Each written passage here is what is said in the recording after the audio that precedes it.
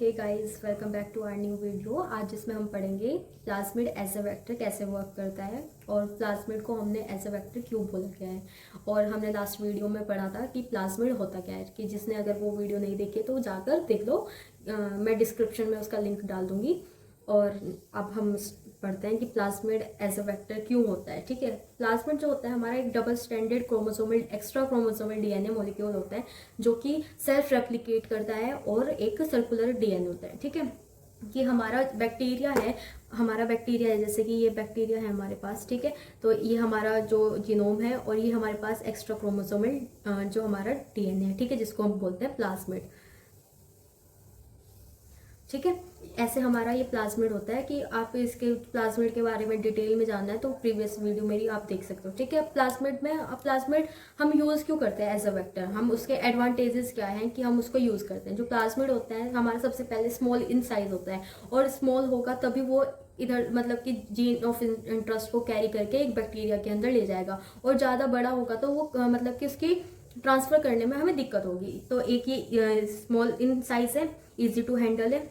और इसकी जो सिलेक्शन स्ट्रेटेजी है वो कि किसी रेस्ट्रिक्शन एंजाइम पर्टिकुलर एक स्पेसिफिक उस पे एक स्पेसिफिक सीक्वेंस पे जाकर ही कट लगाएगा, वहीं पर कट करेगा, वहीं पर जाके जोड़ेगा। तो ये एक specific straight forward selection strategies होती है उसके पास, और यूजफुल होता है क्लोनिंग के लिए। ठीक है, इसमें हमारा डिसएडवांटेजेस क्या हो सकता है, कि हमारे पास डिसएडवांटेज क्या है, कि जो हमारा जो प्लाज्मिड है वो लेस यूजफुल है हमारे लार्ज डीएनए को की क्लोनिंग करने के, लार्ज डीएनए फ्रेगमेंट्स की क्लोनिंग करने के लिए ये कम यूजफुल है, क्योंकि ये स्मॉल इन साइज में होता है। ठीक है, अब plasmid as a cloning vector की जो क्लोनिंग कराने के लिए हमें रिस्पॉन्सिबल होता है, कि वो उसके लिए कैसे मतलब कि कैसे यूजफुल है, कैसे मतलब काम आता है हमारा प्लाज्मिड, तो वो हम पढ़ते हैं। हमारे पास प्लाज्मिड में अब हमारे पास 3 कंपोनेंट्स होते हैं जो कि बहुत इसेंशियल होते हैं हमारे जो प्लाज्मिड में क्लोनिंग कराने के लिए, किसी एक कॉपी की मल्टीपल कॉपीज क्रिएट करने के लिए हमें 3 ये कंपोनेंट्स बहुत ज़्यादा जरूरी होते हैं प्लाज्मिड में, जो कि ये होते ही होते हैं। ठीक है, सबसे पहले हमारे पास ओरिजिन ऑफ रेप्लिकेशन होना है, कि जहाँ से रेप्लिकेशन होना शुरू होगा। फिर एक सिलेक्टेबल मार्कर, कि किस एंटीबायोटिक के वो सिलेक्टेबल है, किस मतलब कि कौन से एंटीबायोटिक के वो सिलेक्टेबल है, ये होना जरूरी है। और cloning site, multiple cloning site जहाँ पर रेस्ट्रिक्शन एंजाइम आएगा, कट लगाएगा, वहां पर जीन ऑफ इंटरेस्ट अटैच होगा। तो ये सब चीज। अब क्लोनिंग के जीन क्लोनिंग के बारे में मैंने अपनी जो हमारी फर्स्ट वीडियो है, मैंने अपनी फर्स्ट वीडियो में बताया गया है कि जीन क्लोनिंग होती क्या है उसके, और कैसे कैसे हम जीन क्लोनिंग को करते हैं। ठीक है, वो आप जाके देख सकते हैं कि मैंने वो भी समझाया हुआ है डिटेल में कि जीन क्लोनिंग कैसे किस प्रोसीजर से होती है, क्या क्या उसके स्टेप्स होते हैं, कौन कौन से टूल्स होते हैं कि जिसमें हम जीन क्लोनिंग कराते हैं।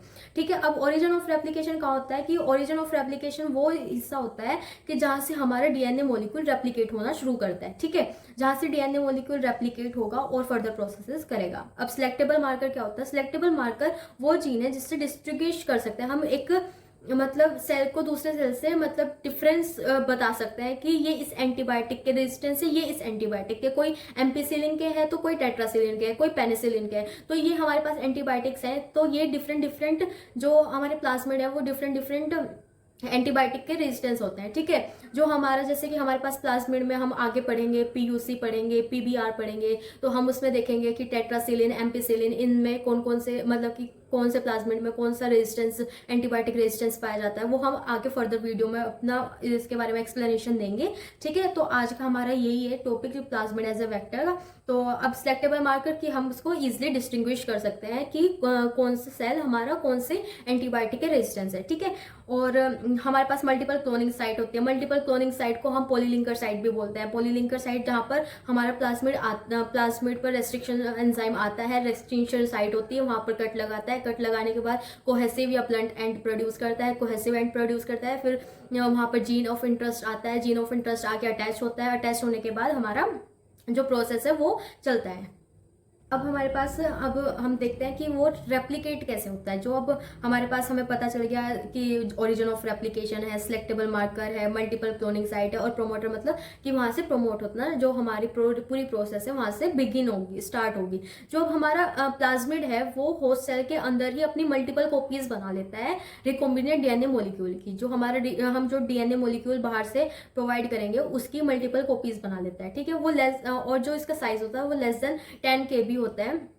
और अभी यही इसका डिसएडवांटेज है और यही इसका एडवांटेज है कि ये साइज इसका छोटा है और ये इजी टू कैरी है। और पर ये डिसएडवांटेज भी है कि ये हम जो लार्ज डीएनए फ्रेगमेंट है वो हम इंट्रोड्यूस नहीं करा पाते इसके अंदर, ठीक है। तो अब उस लार्ज डीएनए फ्रेगमेंट्स के को हम कैसे इंट्रोड्यूस कराएं अपने प्लाज्मिड के अंदर, वो उसके लिए हमारी और डिफरेंट डिफरेंट सीरीज हमारी इंट्रोड्यूस कराई गई है। जैसे कि हमारे पास पीबीआर सीरीज है, plasmid of Bolivar and Rodriguez, और फिर पीयूसी सीरीज है जिसको हम बोलते हैं plasmid of University of California, ठीक है। ये हमारे पास सीरीज हैं जिन पे हम आगे फर्दर स्टडी करेंगे कि हम कैसे एक लार्ज डीएनए फ्रेगमेंट को हम इन वेक्टर्स की हेल्प से हम दूसरे होस्ट सेल में कैसे भेजें, ठीक है।